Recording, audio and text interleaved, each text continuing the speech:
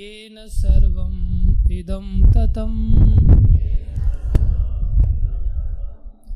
विनाशम् अव्ययस्यास्य न कश्चित् कर्तुम् अर्हति। ध्यान से सुनो और पीछे सब लोग बोलो बच्चे। हाँ, अविनाशी तु तद्विद्धि येन सर्वम् इदं ततं विनाशम् अव्ययस्यास्य न कश्चित् कर्तुम् अर्हति। अविनाशी तु तद्विद्धि येन सर्वम् इदं ततं विनाशम् अव्ययस्यास्य न कश्चित् कर्तुम् अर्हति।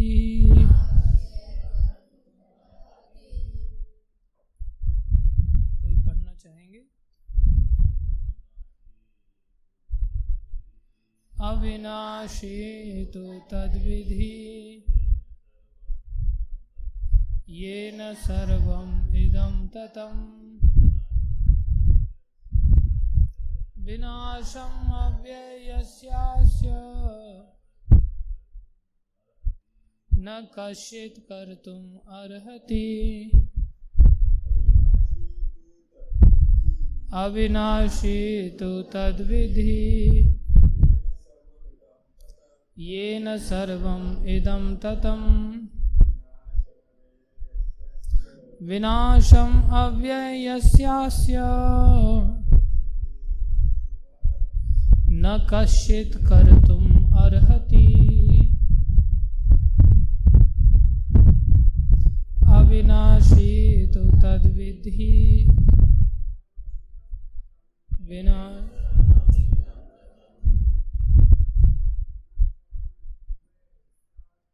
विनाशम् अव्ययस्यास्य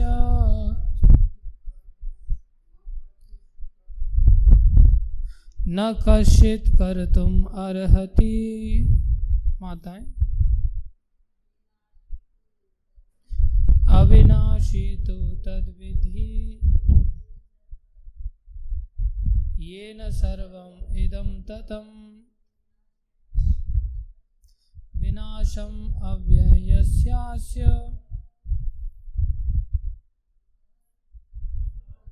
कर्तुम् अर्हति। अविनाशी तु तद्विद्धि येन सर्वम् इदं ततं विनाशम् अव्ययस्यास्य न कश्चित् कर्तुम् अर्हति। बालक लोग, अविनाशी तु तद्विद्धि येन सर्वम् इदं ततं विनाशम् अव्ययस्यास्य न कश्चित् कर्तुम् अर्हति। शब्दार्थ और कोई पढ़ेगा? पढ़ेगा आप लोगों में से? प्रयास करो। अविनाशी तु तद्विद्धि येन सर्वम् इदं ततं विनाशम् अव्ययस्यास्य न कश्चित् कर्तुम् अर्हति। अविनाशी तु तद्विद्धि येन सर्वम् इदं ततं विनाशम् अव्ययस्यास्य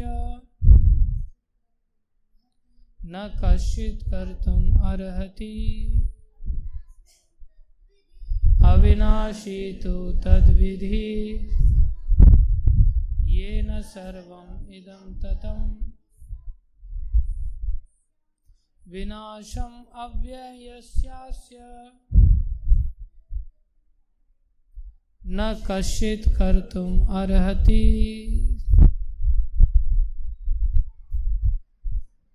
वेरी गुड, सभी बच्चों के लिए तालियां बजाओ। सब लोग जैसे हम क्लास करते हैं, फॉर्मूला तो पता है ना सबको, क्या फॉर्मूला है हमारा, क्या फॉर्मूला है,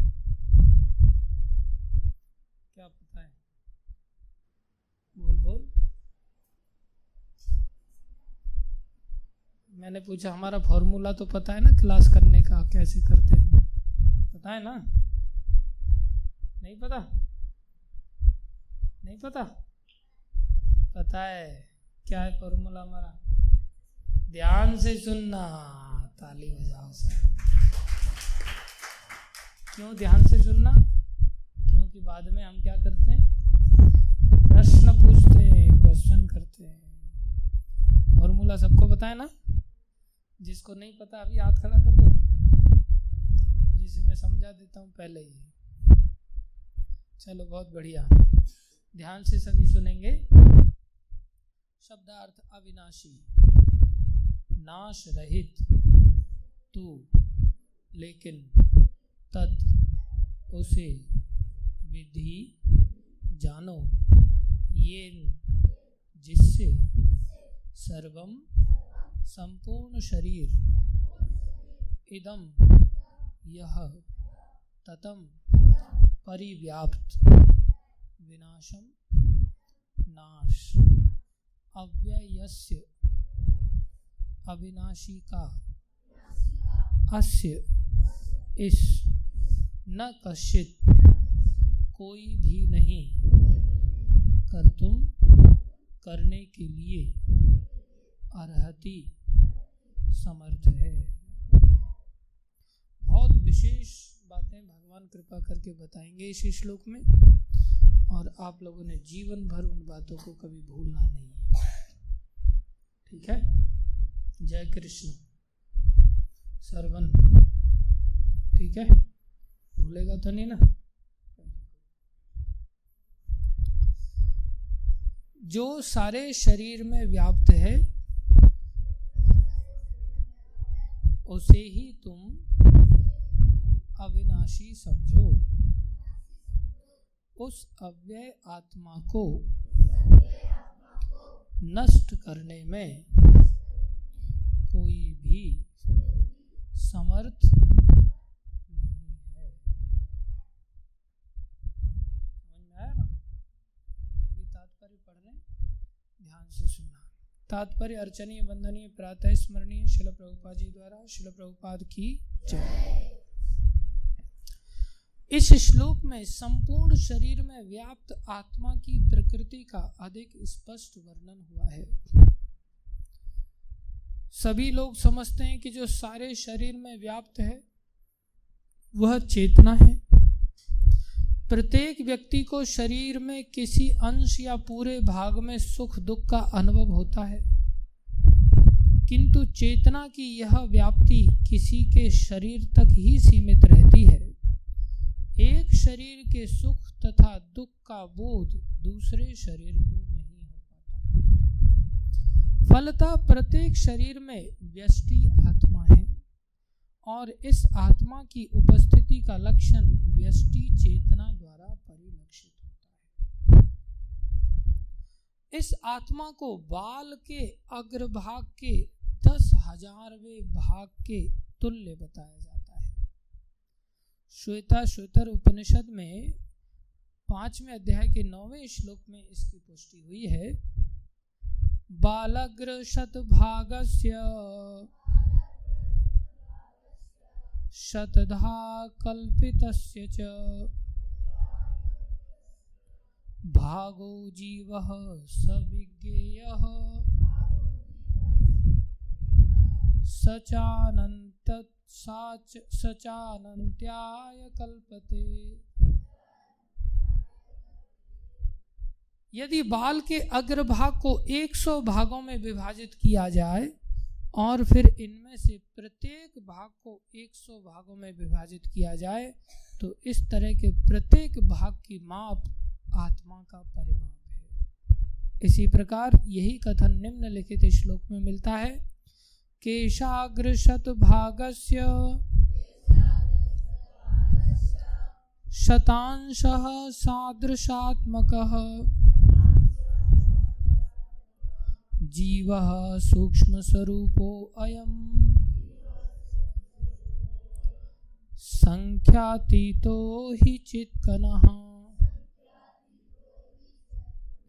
आत्मा के परमाणुओं के अनंत कण हैं और जो माप में बाल के अगले भाग अर्थात नोक के 10,000वें भाग के बराबर है। इस प्रकार आत्मा का प्रत्येक कण भौतिक परमाणुओं से भी छोटा होता है और ऐसे असंख्य कण हैं। यह अत्यंत लघु आत्मस्फुलिंग भौतिक शरीर का मूल आधार है और इस आत्मस्फुलिंग का प्रभाव सारे शरीर में उसी तरह व्याप्त है जिस प्रकार किसी औषधि का प्रभाव व्याप्त रहता है। आत्मा की यह धारा विद्युत धारा सारे शरीर में चेतना के रूप में अनुभव की जाती है और यही आत्मा के अस्तित्व का प्रमाण है। सामान्य से सामान्य व्यक्ति भी समझ सकता है कि यह भौतिक शरीर चेतना रहित होने पर मृतक हो जाता है और शरीर में इस चेतना को किसी भी भौतिक उपचार से वापस नहीं लाया जा सकता।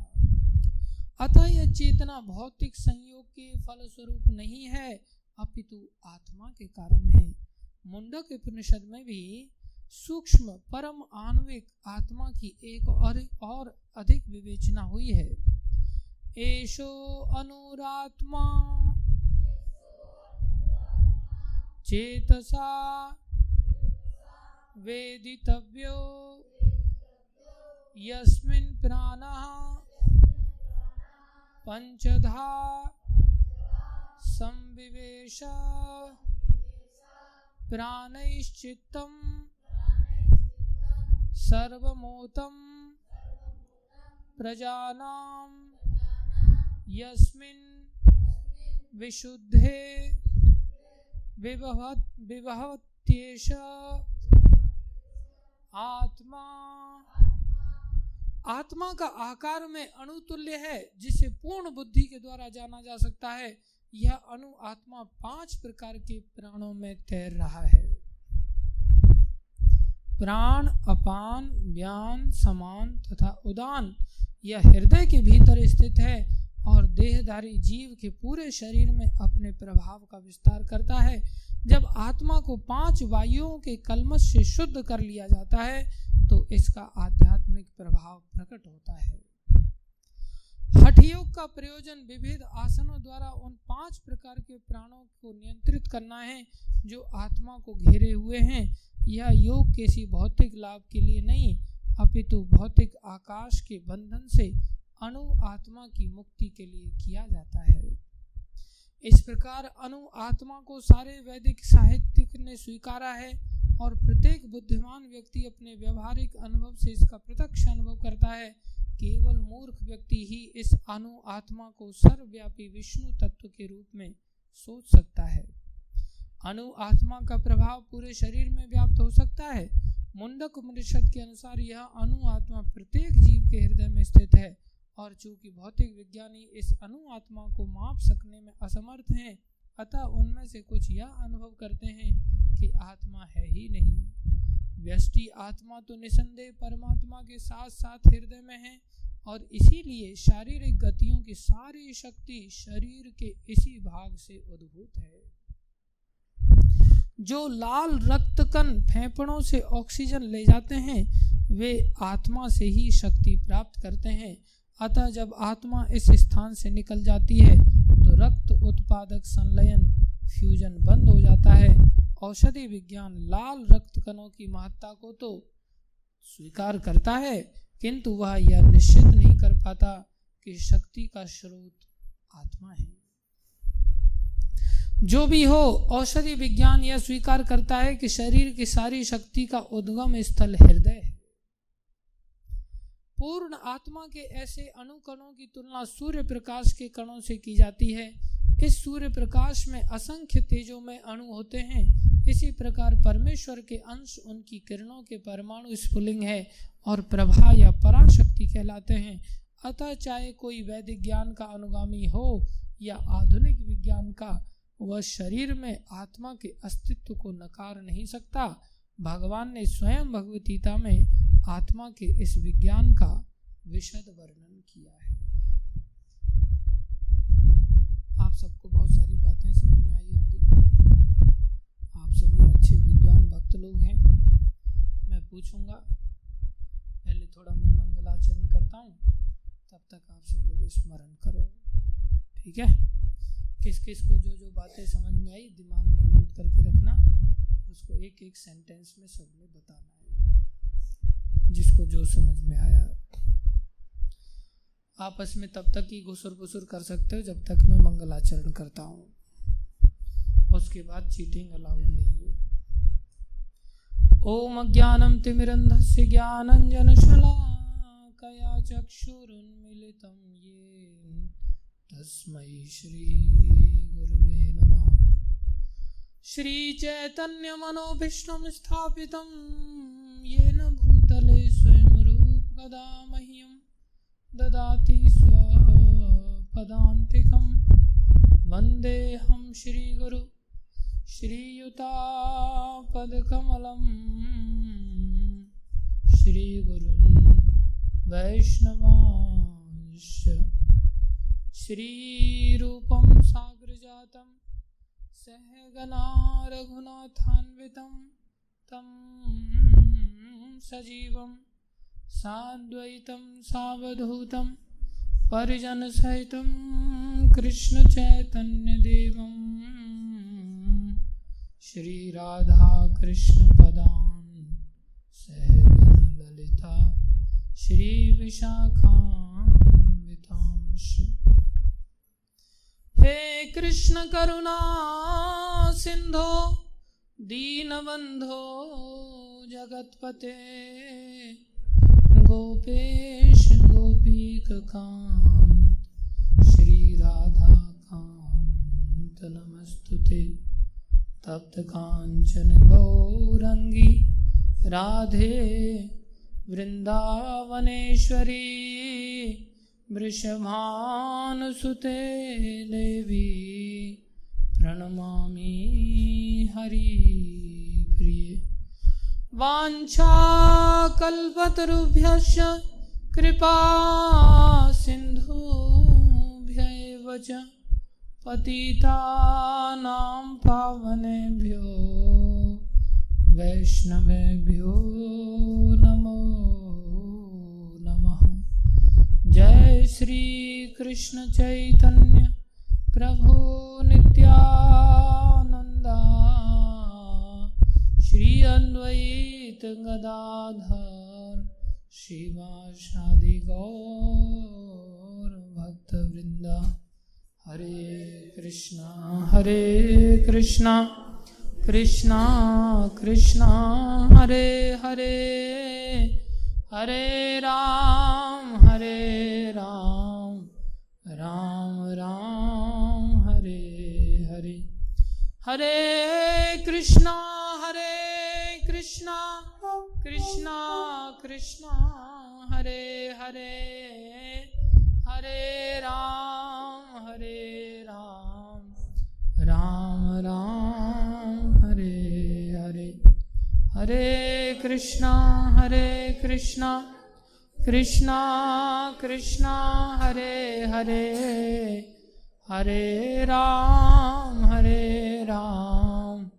राम राम हरे हरे। गुरुवे गौरचंद्राय राधिकाय तदालये कृष्णाय कृष्ण भक्ताय तद्भक्ताय नमो नमः।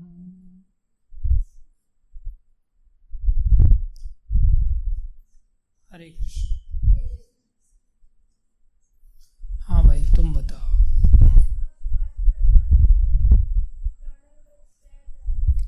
वाह, आत्मा 5 प्रकार के प्राणों में तैर रहा है। तालियां बजाओ, हरि बोल। कौन कौन से प्राणों में आत्मा 5 प्रकार के तैर रहा है, ये कौन बताएगा हाथ खड़ा करके? वेरी गुड, तुम बताओ भाई।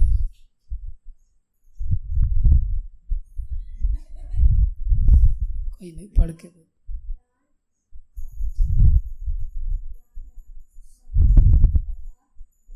वाह, हरि बोल।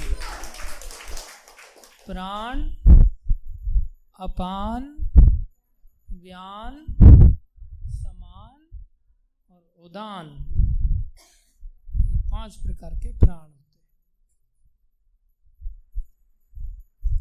प्राण वायु कहते हैं इसको। कौन कौन से? प्राण, अपान, व्यान, समान और उदान। वाह।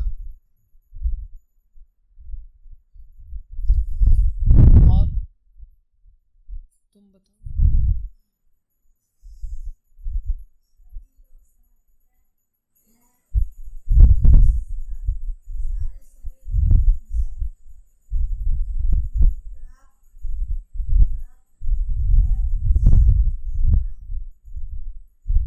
Very good.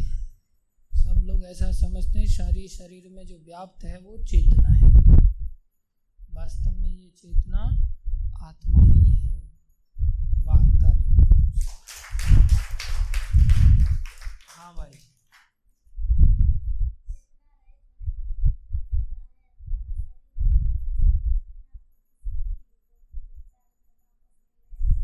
हाँ, वाह।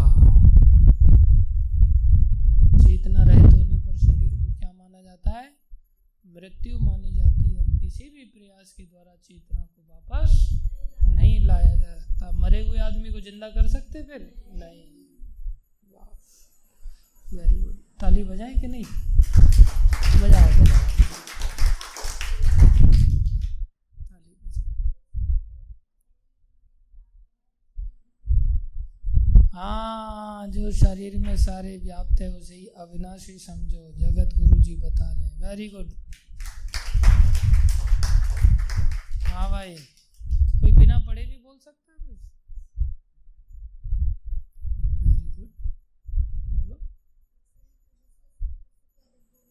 हाँ, एक शरीर के सुख और दुख दूसरे शरीर वाले को बोध नहीं होते। इसका मतलब सबकी आत्मा अलग अलग है। चिमटी उसको भर रहे हैं तो दर्द हमें थोड़ी होगा, उसको ही दर्द होता है। ताली बजा दो। और तुम बताओ भाई।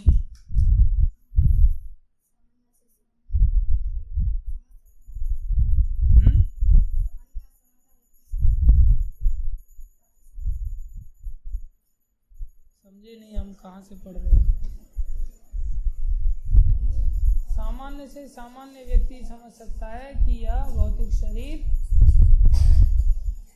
चेतना रहित होने पर मृतक हो जाता है। वाह, सामान्य से सामान्य साधारण आदमी भी इस बात को समझ सकता है। वाह, ताली बजाओ। हाँ भाई, 13 नंबर आ गया।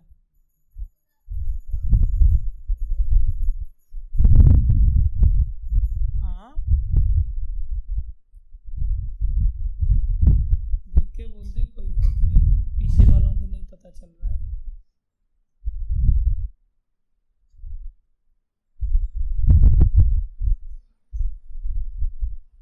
हाँ बोल। हाँ, ये लघु आत्मा, ये अनु आत्मा हृदय में स्थित है। हरि बोल। Very good.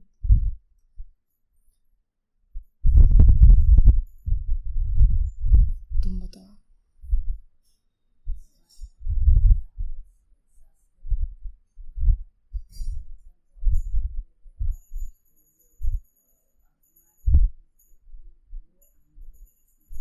हाँ, हम लोगों को पता है कि हम खून के रक्त कणों से, लाल रक्त कणों से सारे शरीर में चेतना प्राप्त होती है, लेकिन वो खून को ताकत कहाँ से मिलती? बोले वो खून को ताकत आत्मा से, हृदय से प्राप्त होती है। आत्मा हृदय में रहती है। हरि बोल, वेरी गुड। तुम बताओ। अनु आत्मा हाँ हर जीव में उपस्थित है। हरि बोल। तुम बताओ, तुम्हारा तो हो गया ना? कौन बचा है?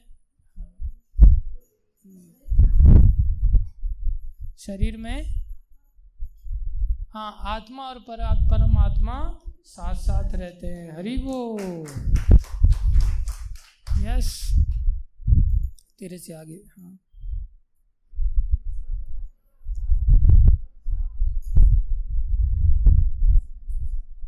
हाँ अनु आत्मा का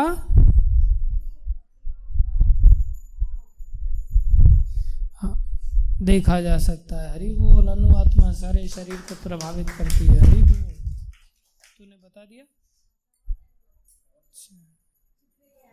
हाँ श्रवण, चोरी नहीं चलेगी। बोल।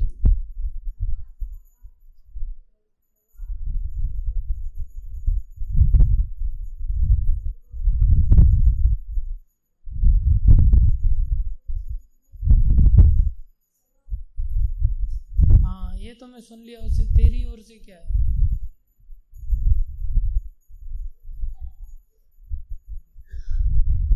तेरी ओर से कुछ नहीं मिला तेरे को? तू बता, ये आत्मा का साइज कितना होता है?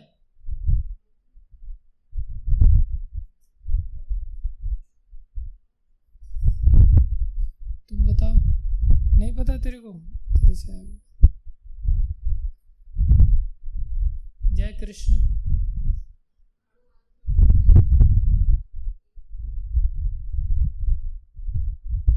हरि बोल।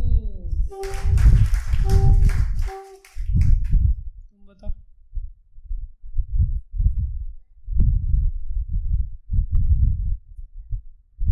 हाँ बाल का आगे छोटे वाला सब आ गया ना, उसको 1000 भागों में बांट लिया जाए, वो सारे मिला के उसमें से एक। देखा है तूने कभी इतना छोटा?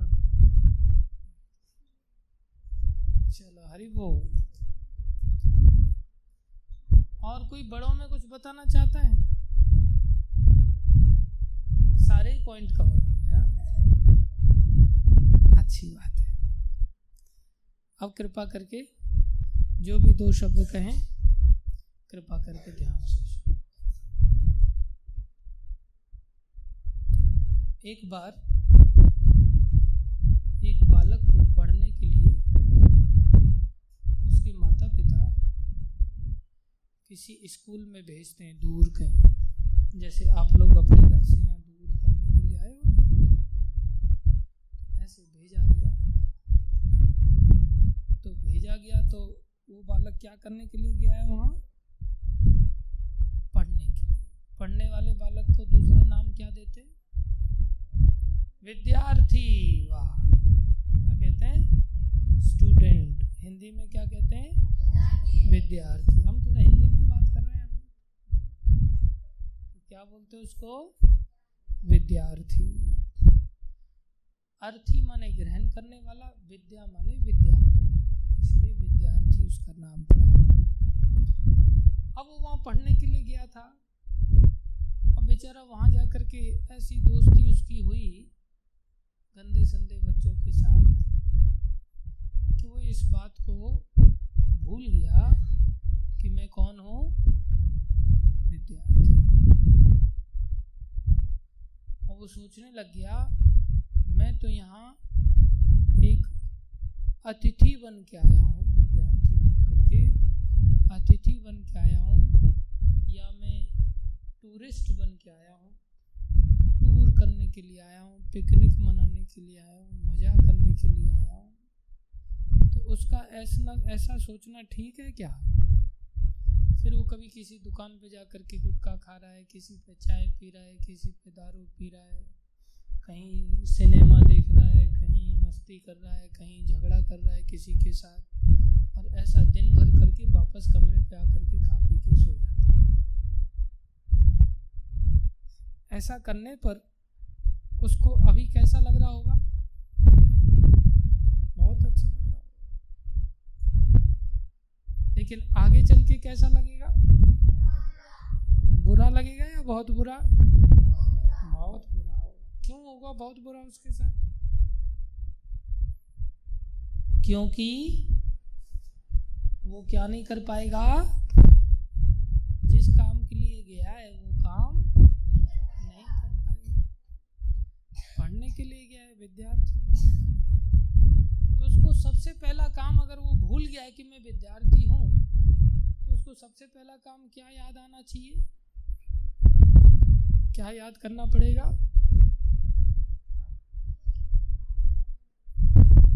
किस लिए भेजा है? तो मैं कौन हूँ? तो सबसे पहले क्या याद करना पड़ेगा उसको? मैं विद्यार्थी। इतना समझ में आया? अब मैं विद्यार्थी हूँ इतना ही पता चल जाए बहुत है, या उसको ये भी पता करना पड़ेगा मैं कौन से स्कूल का विद्यार्थी? हाँ, यही बहुत है, स्कूल जाने की जरूरत ही नहीं। तो उसको ये भी पता होना चाहिए कि मैं कौन से स्कूल का विद्यार्थी। एक बालक है जिसको इतना पता चला कि मैं विद्यार्थी हूं, इधर आके बैठो। एक बालक है जिसको इतना पता चला कि मैं, दूसरा बालक उसको इतना पता चला कि मैं इस स्कूल का विद्यार्थी हूं, और तीसरा बालक है उसको इतना पता चला कि मैं इस स्कूल का विद्यार्थी हूं, और वो स्कूल में जाता है, साथ में वो क्या करता है? मुझे यहाँ पढ़ना भी होगा। मेरा काम क्या है? बोले यहाँ पढ़ना होगा मुझे। अर्थात वो तीसरी बात को भी जानता है कि मुझे इस स्कूल का, मैं विद्यार्थी हूँ। पूछा जाए कौन से स्कूल का? बोले इस स्कूल का। वहाँ स्कूल में जाता है, फिर उसको पूछा जाए अब स्कूल में क्या करना है? बोले यहाँ काम करना है। क्या काम करना है? पढ़ाई करनी। तो एक विद्यार्थी जिसको इतना पता चला कि मैं कौन हूँ, दूसरा विद्यार्थी जिसको ये पता चला कि मैं कौन से स्कूल का विद्यार्थी, तीसरे व्यक्ति को ये पता चला कि मैं इस स्कूल का विद्यार्थी हूं, तो मुझे इस स्कूल में क्या करना है? पढ़ाई, और कुछ भी नहीं करना। तो इनमें सबसे अच्छा विद्यार्थी तीनों में कौन सा माना जाएगा? हाँ, पक्का? हाँ, ताली बजाओ। तीसरे वाला जो विद्यार्थी है वो सबसे बेस्ट विद्यार्थी है। इतना समझ में आया? ऐसे ही इस संसार में हम जितने भी जीव हैं, जिंदे, कैसे जीव उसको कहते जो जिंदा है, जो मुर्दा है, जैसे ये इसमें जान नहीं है तो ये मुर्दा है। तो जितने भी जीव हैं उनको सबसे पहले ये पता होना चाहिए कि हम शरीर में, ये शरीर नहीं है, हम आत्मा है। सबसे पहले क्या पता चलना चाहिए? हम। दूसरा चीज पता चलना चाहिए, बोले ये आत्मा क्या है? जैसे विद्यार्थी कौन है? बोले ये इस स्कूल का विद्यार्थी। ऐसे ही आत्मा कौन है? बोले ये श्री कृष्ण की आत्मा है, अंश है। आत्मा कौन है? श्री कृष्ण की अंश है। फिर इतना ही नहीं, और ये भी पता होना चाहिए कि जब श्री कृष्ण की अंश है तो इसका काम क्या है? कृष्ण की भक्ति करना। क्या करना? कृष्ण की भक्ति करना। तो पहला व्यक्ति मैं विद्यार्थी हूं, ऐसे ही पहला व्यक्ति मैं आत्मा हूं। समझ में आया? दूसरा, मैं इस स्कूल का विद्यार्थी हूं, ऐसे ही मैं श्री कृष्ण की अंश हूं। मैं श्री कृष्ण की अंश रूपी आत्मा हूं। ऐसे ही मुझे इस स्कूल का विद्यार्थी हूं, तो मुझे इस स्कूल में काम क्या करना? बोले पढ़ाई करनी है, टाइम पास नहीं करना स्कूल में। ऐसे ही मैं श्री कृष्ण का अंश रूपी आत्मा हूं, तो मुझे क्या करना है? श्री कृष्ण की भक्ति करनी है। इतना समझ में आया? तो जैसे उसने समझा था कि मैं आत्मा हूं, उससे अच्छा विद्यार्थी कौन था? कि मैं इस स्कूल का विद्यार्थी हूं। उससे भी अच्छा विद्यार्थी कौन था? कि मुझे इस स्कूल में पढ़ाई करनी है। ऐसे ही इस संसार में जितने भी जीवित जीवात्माएं हैं, उनमें से सब लोग, किसी को पता ही नहीं सबसे पहले कि वो क्या है? आत्मा है। जैसे विद्यार्थी हैं, ऐसे लोगों को पता ही नहीं कि हम आत्मा है। और कुछ को ये पता है कि हम आत्मा है, वो चिल्लाते हैं अहम ब्रह्म अस्मि, लेकिन उनको ये पता नहीं कि ये ब्रह्म किसका है। बोले हम श्री कृष्ण के अंश हैं। तो जो ये जानता है हम श्री कृष्ण के अंश हैं, वो पहले वाले से श्रेष्ठ है या निकृष्ट? श्रेष्ठ। और सबसे श्रेष्ठ कौन सा है? जो ये जानता है मेरा और कोई काम नहीं है, केवल एक ही काम है, क्या? श्री कृष्ण की भक्ति करना। जैसे जो नहीं जानता था मैं विद्यार्थी हूं और वो सिगरेट फूंक रहा था, मजा ले रहा था इधर उधर, उस समय तो उसको बहुत अच्छा लग रहा था। आगे चल के कैसा होने वाला था उसके साथ? बहुत बुरा। ऐसे ही जो लोग आज इस बात को नहीं मानते कि हम आत्मा हैं और अपने आप को शरीर मानते हैं और शरीर मान करके खेलते कूदते हैं, शरीर मान करके संसार के स्तर के, शरीर के स्तर के कार्य करते हैं, उनको आज तो बहुत मजा आ रहा है, लेकिन कल चल करके उनके साथ बहुत बुरा होगा। ये बात हम सबको प्रैक्टिकली समझनी होगी। कैसी समझनी होगी? प्रैक्टिकली। अब पता नहीं प्रैक्टिकली तुम समझ पाओगे कि नहीं समझ पाओगे। मैं भी भाषण देने वाले हिसाब किताब से ही समझ पाया, प्रैक्टिकली तो मुझे भी समझ में नहीं आई अभी तक। भगवान को पाना कोई खेल नहीं है भैया। जैसे पढ़ाई पढ़ के नौकरी पाना कोई खेल नहीं है, पैसा कमाना कोई खेल नहीं है। ज़्यादातर विद्यार्थी तो मौज मारते रह जाते हैं और बाद में चल करके ठेला चलाते, ढकेल लगाते, घास खोदते, टमाटर बेचते हैं। कोई कोई विद्यार्थी होता है जो बहुत पढ़ लिख करके बड़ा आदमी बन जाता है। ऐसे ही कोई कोई होता है जो ऐसा सच्चा भक्त बन जाता है, आत्मा के इस उद्देश्य को पहुंच पाता है। क्योंकि हम हैं शरीर के अंदर आत्मा। हम कहाँ हैं? हम ये शरीर नहीं, हम क्या हैं? आत्मा। तो आत्मा शरीर नहीं तो शरीर के अंदर है। आत्मा कहाँ है? शरीर के अंदर। और हम शरीर के ऊपरी चक्कर में ही फंसे हुए। हम अंदर तक आत्मा को पहचान ही नहीं पाते, ढूंढ ही नहीं पाते। ये इतना सरल नहीं है। इसके लिए कई दरवाजे खोल के अंदर पहुंचना पड़ेगा। ये आत्मा पता है कितनी अंदर बंधी हुई है। जैसे किसी व्यक्ति को कोई अपहरण कर ले और अपहरण करके कहीं छुपाते हैं उसको। कोई किडनैप कर ले, किसी को अपहरण कर ले तो अपहरण करके छुपाया जाता है ना,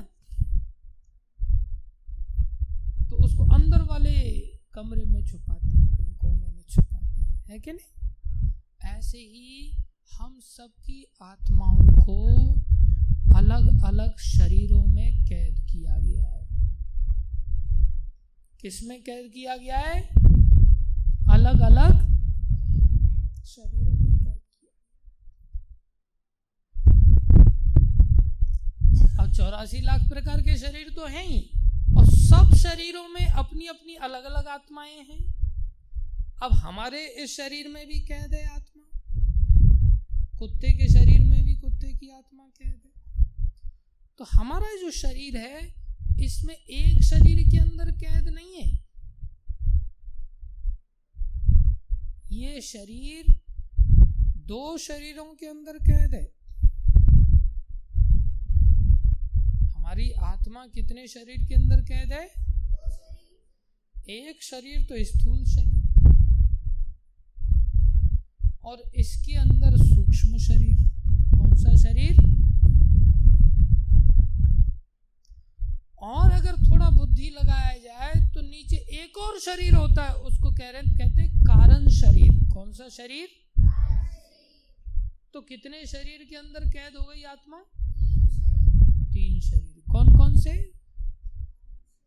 स्थूल शरीर, सूक्ष्म शरीर, और फिर अंदर कारण शरीर। इतना समझ में आया? इतना समझ में आया? अब इसको 3 शरीर के पीछे फिर हमारी आत्मा है। तो इन 3 शरीर में 5 कमरे हैं। कितने हैं? 3 शरीर में कितने कमरे हैं? एक कमरा, फिर वो खत्म होगा, फिर दूसरा कमरा चालू होगा, फिर तीसरा, फिर चौथा, फिर 5वां, फिर पीछे क्या आएगी? आत्मा आएगी। जैसे भगवान कृष्ण कितने दरवाजों के अंदर कैद थे? 7 दरवाजे के अंदर कैद कर रखा था कंस ने। कितने? 84 लाख योनियों में तो हम भटकते। भगवान कृष्ण देव की माता वसुदेव जी को कंस ने कारागार में डाल रखा था ना। इधर ध्यान दो, पूछूंगा फिर मैं प्रश्न। तो कितने दरवाजे थे वहां? 7। सब दरवाजों के ताले टूट गए थे जब भगवान वसुदेव जी बाहर लेके जाने लगे। ऐसी हमारी आत्मा कितने दरवाजों के अंदर है? 3 शरीर के अंदर 5 कमरे होते हैं। कितने? 5 कमरे। इन कमरे का नाम होता है कोश। क्या कहते हैं? संस्कृत में कमरे को कहते हैं कक्ष या कोश। समझ में आया? समझ में आया? तो जो पहला हमारा कोश है, जो स्थूल शरीर है, उसमें एक कमरा होता है। कितने? उसको कहते हैं अन्नमय कोश। कौन सा कोश होता है? जिससे ये हमारा शरीर चलता है। और हम इस अन्नमय कोश से ऊपर नहीं पहुंच पाते, इसी दरवाजे में फंस जाते। इस कमरे को ही हम पार नहीं कर पाते। सुबह से लेकर के शाम तक हम केवल यही सोचते रहते हैं कि अभी चावल कौन सा वाला मिलेगा, जीरा फ्राई मिलेगा या प्लेन राइस मिलेगा या स्वीट राइस मिलेगा या हल्दी राइस मिलेगा या लेमन राइस मिलेगा या चपाती वाली घी वाली चपाती मिलेगी या चपाती वाली घी मिलेगी। हम दिन भर कौन सा लड्डू मिलेगा, कौन सा हलवा मिलेगा, ये सब अन्न के अंदर आते हैं। ऐसा कभी जीवन किसी का बन जाए कि हमें ये याद ही ना आए कि हमें क्या खाने को मिल रहा है। बाबा रे बाबा।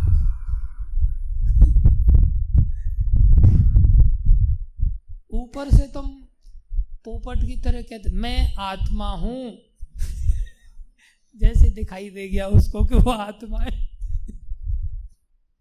ये पहला ही कमरा इतना खतरनाक है, यही पार नहीं होता। इसी कमरे में लेकर के हमें क्या मिल रहा है, हम इतना तो ध्यान रखते ही रखते, दूसरा क्या खा रहा है वो भी हमें ध्यान रहता है।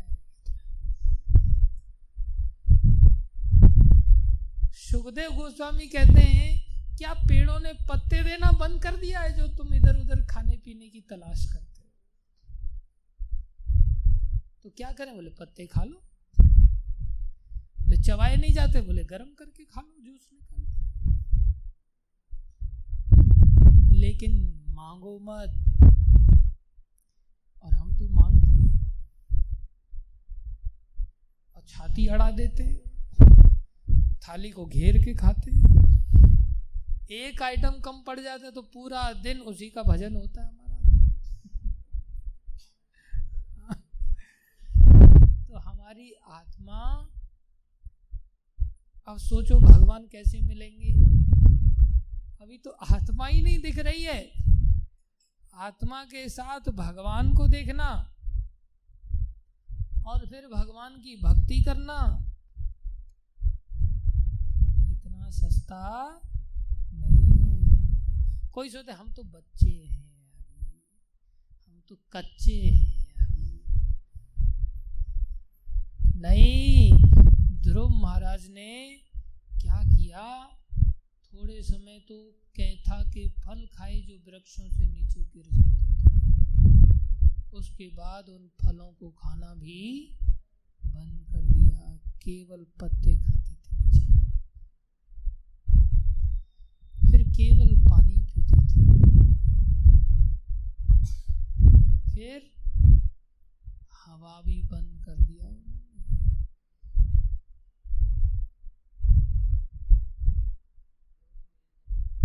हाँ, तेरे जैसा हाल हुआ है। इसको 15 दिन तक बेचारे को केवल जूस मिलता था, मुंह बंद कर दिया गया था। उनका हाल किसी ने जबरदस्ती नहीं किया था, स्वयं से ही उनको ऐसी इच्छा थी कि बोले मेरे को भजन करना है, टाइम नहीं है, भजन करना है, टाइम नहीं है, भजन करना है, टाइम नहीं है। हम क्या कहते हैं? अरे खाना है हमें, भजन के लिए टाइम नहीं है। मार्केट जाना है, भजन के लिए टाइम नहीं है। पकाना है, टाइम नहीं है। सोना है, टाइम नहीं है। इसी कहते हैं पहला कमरा, जो स्थूल शरीर रूपी शरीर के अंदर बना हुआ है, उसको कहते हैं, कौन सा नाम दिया है? अन्नमय कोश। और इसके बाद दूसरा शरीर चालू होता है, उसको कहते हैं सूक्ष्म शरीर। कौन सा शरीर? जिसकी शुरुआत होती है इंद्रियों से। इसलिए उस कोश, दूसरा कमरा उसके अंदर आता है, दूसरे वाले शरीर के अंदर आता है, सूक्ष्म शरीर के अंदर आता है, और उसका नाम है प्राणमय कोश। कौन सा वाला कोश? और उसमें क्या करना होता है? बोले प्राणों को भी नियंत्रण में लाना होता है। किधर लाना होता है? प्राणों को भी नियंत्रण में लाना होता है।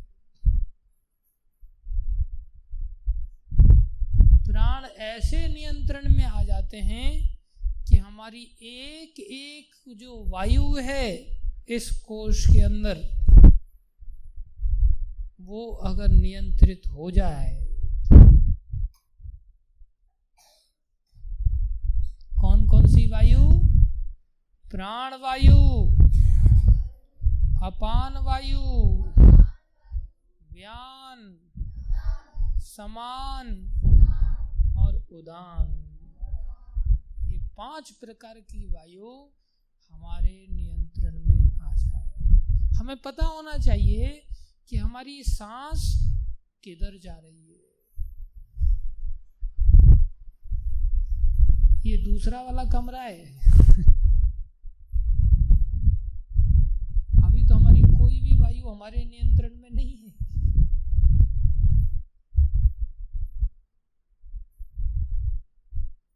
भक्त लोग इतना नियंत्रण में हर चीज को चलते हैं कि कोई पुजारी की सेवा करने के लिए जाए तो उसका ऐसा पेट का सिस्टम बना होना चाहिए कि अंदर अपान वायु न घूम जाए।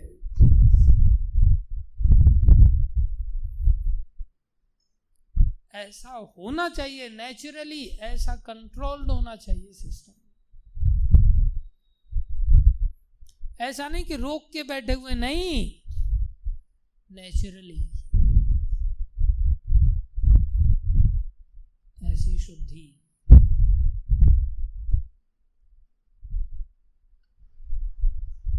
हम सोचते हैं ये तो किसी की कंट्रोल में होता ही नहीं, नहीं, ये सब वायु कंट्रोल में होती है। प्राण वायु हमारे शरीर के प्राणों को संचारित करती है सारे शरीर में। और अगर हमारी क्रियाएं निर्धारित नहीं है तो हमारी प्राण वायु अधोगति को प्राप्त हो जाएगी। गति माने नीचे चलना, अधो माने नीचे की ओर। अगर कोई व्यक्ति बैठा हुआ है तो बैठे व्यक्ति की 12 करोड़ नाड़ियां काम करती हैं। कितनी? 12 करोड़। और अगर कोई चलता है तो उसकी चलने से 18 करोड़ नाड़ियां काम करती हैं। कितनी? 18 करोड़ चलने से। और अगर कोई सोता है तो लगता तो ऐसा है आराम कर रहा है वो, 36 करोड़ नाड़ियां उसकी काम करती हैं।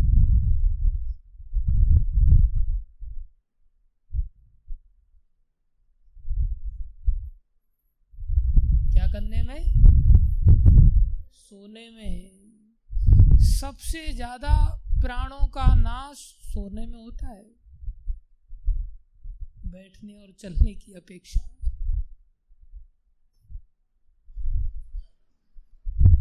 और जब कोई व्यक्ति स्त्री संग करता है या स्त्री पुरुष संग करती है, 72 करोड़ नाड़ियां काम करती हैं। कितनी? 72 करोड़। सारे शरीर की नाड़ियां झन झन झन झन, जैसे दही को मथा जाता है ना, मथानी चलती है, ऐसे सारा शरीर झकझोर दिया जाता है। और सारे शरीर की जितनी ताकत है वो पूरी मथ के वीर्य के माध्यम से बाहर फेंक देती है प्राणवायु।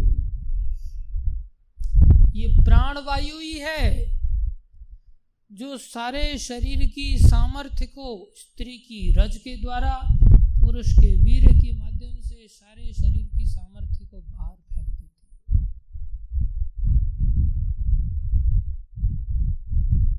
अब कौन ऐसा है जो व्यक्ति आत्मा को पहचान ले? प्राणवायु ही नियंत्रण में नहीं है। इसलिए जो सिद्ध महात्मा भक्त लोग होते हैं वो इधर उधर भागा दौड़ी नहीं करते, वो विषयों में नहीं डूबते, वो इधर उधर सोते भी नहीं टांग पसार के, ज्यादा समय बैठ के भजन करते हैं, ज्यादा समय बैठ के भजन करते हैं। इसलिए उनकी आयु लंबी हो जाती है, दीर्घायु हो जाती है। और जो बचपन से इस रहस्य को समझ लेता है वो बचा सकता है, नहीं तो क्या होता है, ये जो सूक्ष्म शरीर जिसमें ये दूसरा कमरा चालू होता है, इंद्रियों वाला, जिसे प्राणमय कोश कहते हैं, जिसको ये इतना खतरनाक है कि स्पर्शज भोग कहलाते हैं। कौन से भोग? स्पर्शज। ये ही संस्पर्शजा भोगा। जैसे छोटा बच्चा होता है, छोटे बच्चे को आप धीरे धीरे धीरे धीरे उसकी पीठ पर हाथ घुमाओ तो क्या होता है, वो सो जाता है। उसको थपथपाओ, क्या होता है? सो जाता है, बहुत अच्छा लगता है। ऐसे ही जब हम अपने जीवन में अपनी इंद्रियों के सुखों का स्पर्श का हाथ घुमाते हैं, तब हमारी आत्मा सो जाती है। हम भगवत ज्ञान में सो जाते हैं, हमें फिर कुछ भी याद नहीं रहता। ये दूसरा दरवाजा इतना खतरनाक है। ये कमरे से पार कर जाना, बचपन से ही किसी को महान वैष्णवों का सानिध्य मिल जाए तो बेड़ा पार है, नहीं तो केवल ढोंग ढांग है, केवल और केवल पाखंड मात्र है। ये दूसरा कोश कौन सा है? प्राणमय कोश,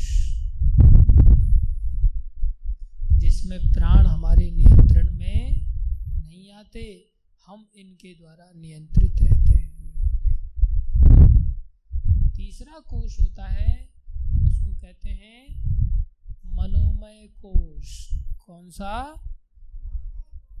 ये कोश इतना खतरनाक है कि गुरुजी क्या कह रहे हैं उसको कोई लेना देना नहीं, शास्त्र क्या कह रहा है उसको कोई फर्क नहीं पड़ता, भगवान क्या कह रहे हैं उसको कोई फर्क नहीं पड़ता। इस कोश का जो आनंद है ना, वो वाला है कि मेरा मन क्या कह रहा है,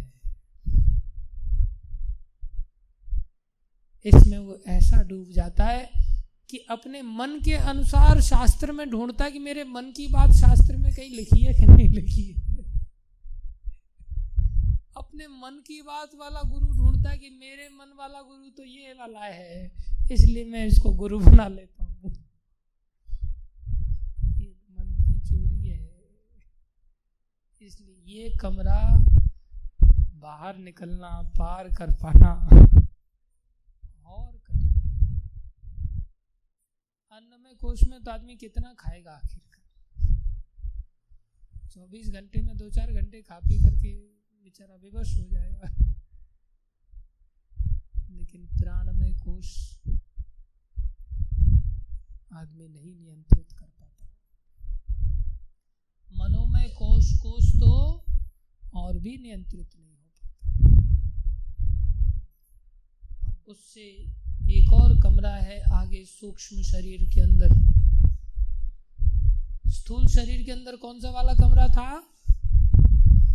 अन्नमय कोश। सूक्ष्म शरीर के अंदर कौन सा है? प्राणमय और मनोमय, और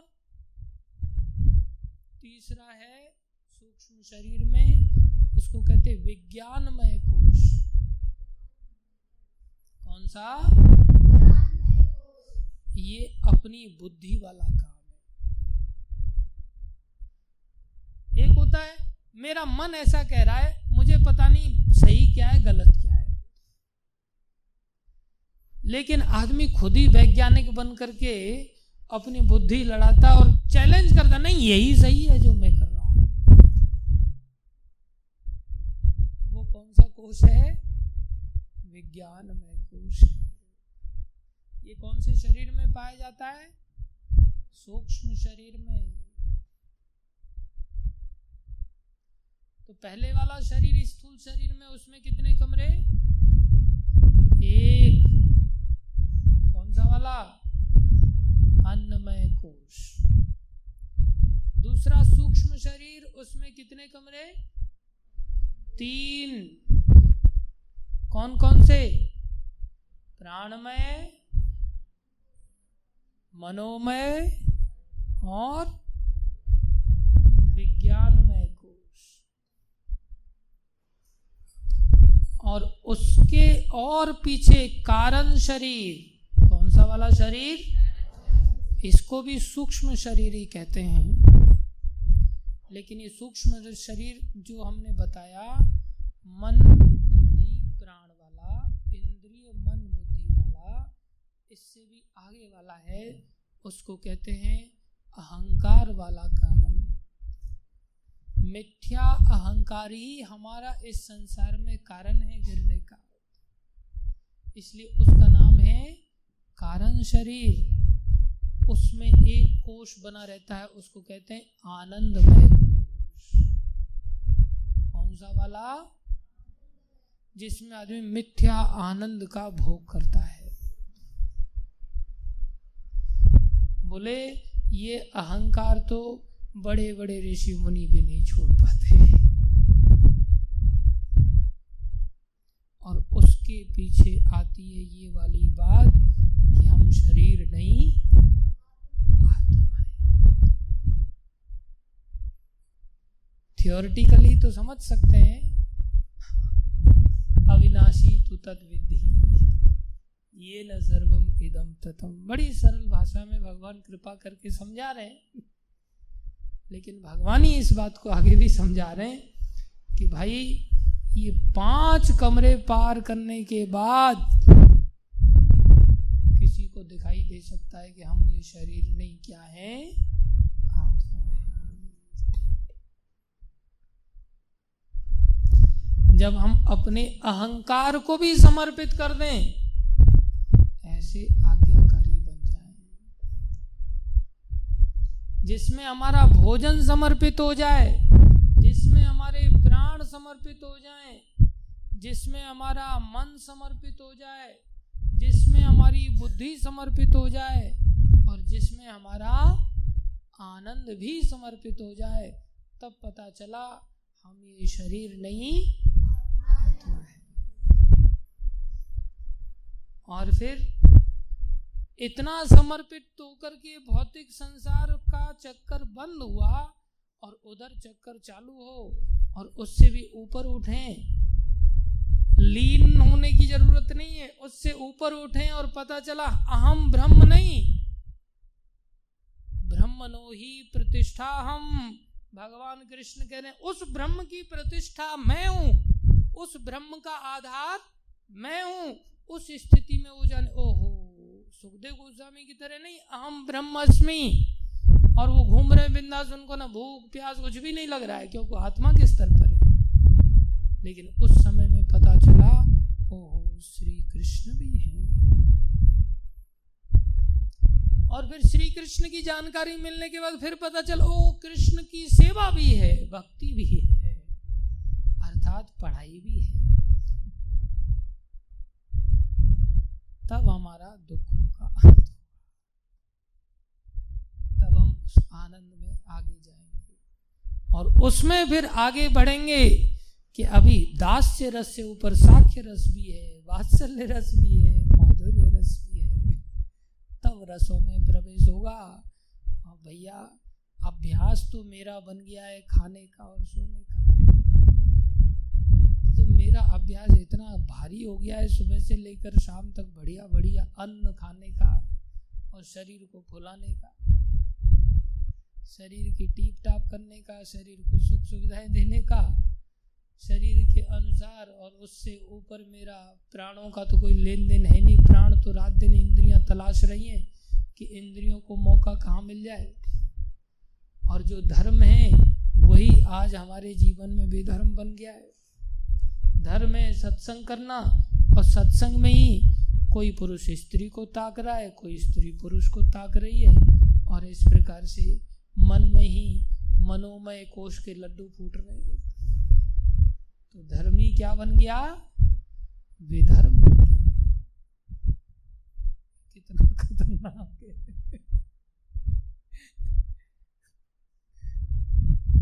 खाली याद आ गई ना, बस प्राण उधर ही काम करने लग जाते हैं, 72 करोड़ नाड़ियां काम करने लग जाती हैं, और पूरा इंद्रियों की सारी सामर्थ्य सब अधोगति की ओर जाने लगती है।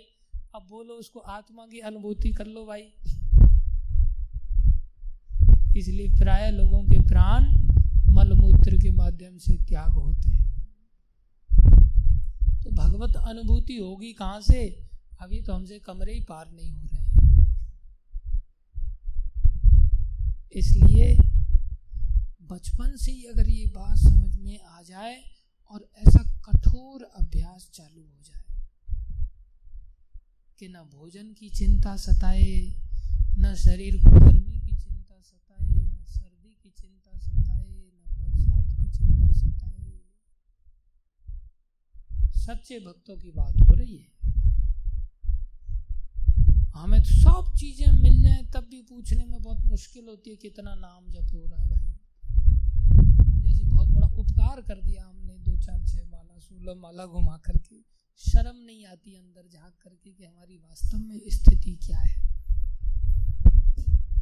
और ये भी याद रखो, आत्मा को दारुण कष्टों से होके गुजरना पड़ेगा, लेकिन इसका नाश नहीं है। कोई सोचे मैं मर जाऊंगा, मेरे को कष्ट मिलेंगे नहीं। बेटा मर ही नहीं सकता, भगवान कह रहे हैं अविनाशी तू तद्विधि। एक ही उपाय है, बस उस चिर आनंद की प्राप्ति के लिए ऐसा अभ्यास कर लिया जाए। अभी तो हमारा अन्नमय कोश का अपने आप में ही नहीं, अन्नमय कोश का विस्तार है। हमारे पति देव ने खाया कि नहीं खाया रोटी, अपनी तो रोटी की चिंता है ही। ये नहीं है याद कि हाँ ये अतिथि ने रोटी खाई कि नहीं खाई। शरीर के स्तर पर हैं, पत्नी ने खाई कि नहीं, पति ने खाई कि नहीं, बेटा ने खाई कि नहीं, बेटी ने खाई कि नहीं, नाते रिश्तेदारों ने खाया कि नहीं, उनको पहनने ओढ़ने के लिए मिला कि नहीं। क्या ये भगवान को जानने समर्पण की बात है? याद ही ना आए, याद ही ना आए। इसलिए हम सभी थपथपी खा करके एक दूसरे की ऊपर से स्पर्शज भोग पा करके, स्पर्श वाला हाथ घुमा घुमा करके हम सभी भक्ति मार्ग में सो चुके हैं। क्या कर चुके हैं? सो चुके हैं। और हंसी तो तब आती है जब सोए हुए लोग, घोर निद्रा में सोए हुए लोग और सबसे जागे हुए का नाटक करते हैं।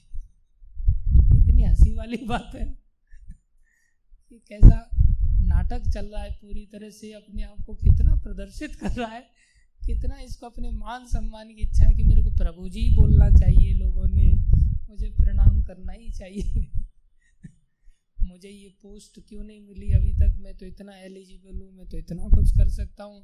दीनता नाम की चीज दूर दूर तक नहीं है और जीवन हाथ से जा रहा है। इन कोश को जलाने की ताकत केवल इस शरीर में ही है, किसी दूसरे शरीर में ताकत ही नहीं है। और जब तक ये कोश जलेंगे नहीं, आत्मा मुक्त होने वाली ही नहीं है भाई। आत्मा मुक्त नहीं हो सकती। ये बातें तो हमारी खोपड़ी में याद ही नहीं रहती।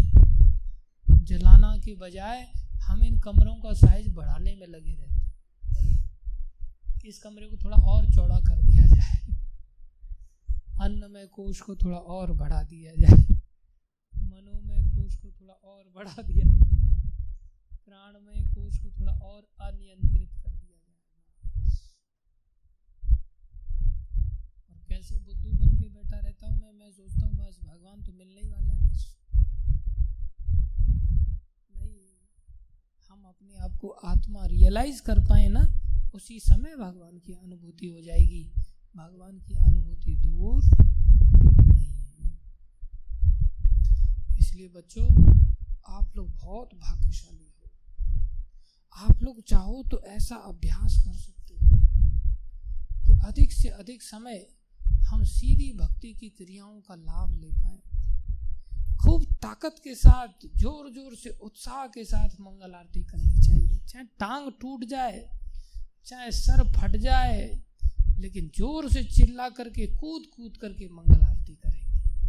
72 करोड़ नाड़ियों को भगवान की सेवा में लगा देंगे। ऐसा होना चाहिए।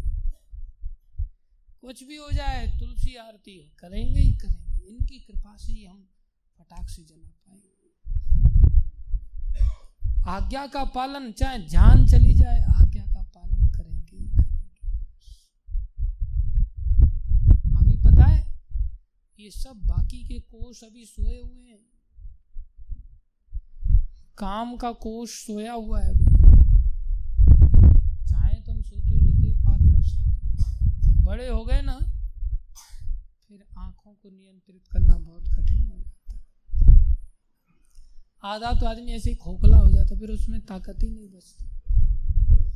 इसलिए मैं सोचता था कोई बचपन से मेरे को ऐसे कोई सिखाने वाला मिल जाता तो मैं आज कहाँ पहुँच जाता। और अब तो कई बार ऐसी निराशा आके घेर लेती, ऐसा लगता है कि पता नहीं यार, इस जीवन में तो लगता नहीं, ऐसा लगता है जड़ भरत जी की तरह ही दया हो जाए तो भी बहुत बड़ी बात है। अगला जन्म किसी भक्त के यहाँ बचपन से ही मिल जाए और बचपन से ही भक्ति करने का मौका मिल जाए तो भी बहुत बड़ी बात है। इसलिए अगले जन्म में भी रास्ता खोलने के लिए हमें इसी जन्म में समर्पण करना पड़ेगा, चाहे कोई किसी भी उम्र का है। उसको भी डिले नहीं करना चाहिए। हमें भी भक्तों के साथ रह करके जैसा टूटा फूटा, चाहे मर रहे हैं, गिर रहे हैं, कुछ भी हो रहा है, चाहे खुल करके खांस रहे हैं, चाहे चला नहीं जा रहा, घुटने काम दे रहे हैं, नहीं दे रहे हैं, लुढ़क जा रहे हैं, चाहे कपड़ों में ही मलमूत्र का त्याग हो रहा है, तो भी भाई जड़ भरत महाराज की तरह इस मार्ग में ही कदम करके रख के मरो। इस मार्ग से बाहर जा करके मत मरो। कम से कम इस मार्ग में कदम रख के अगर मर जाएंगे तो अगला रास्ता तो खुल जाएगा। अगले जन्म में तो कम से कम बचपन से ही रास्ता मिलेगा। इसलिए एक क्षण के लिए भी समर्पण की वृत्ति का त्याग नहीं करना चाहिए। कितने विदेशी लोग आकर के ऐसे संकल्प के साथ उन्होंने अपने जीवन को समर्पित किया कि अब चाहे कुछ हो जाए हम लौट के वापस नहीं जाएंगे। ऐसा ही हम सबको मन बनाना चाहिए। ये नहीं मेरा पति ये कह रहा है, मेरी पत्नी ये कह रही है, मेरे बच्चे ये कह रहे हैं, मेरा ये वो कह रहा है। ये सब बहुत छोटी बातें हैं, बहुत ही छोटी बातें हैं। संसार के जितने भी झमेले हैं वो सब पूरे होते हैं। नरसिंह मेहता के क्या परिवार में उनके लड़के लड़कियों की शादी नहीं हुई? भगवान ने कराया। तो संसार की भी सारी जिम्मेदारियां पूरी होती हैं, बशर्ते हमें समर्पित होना चाहिए। और भक्तों की संगति का सबसे बड़ा लाभ लेना चाहिए।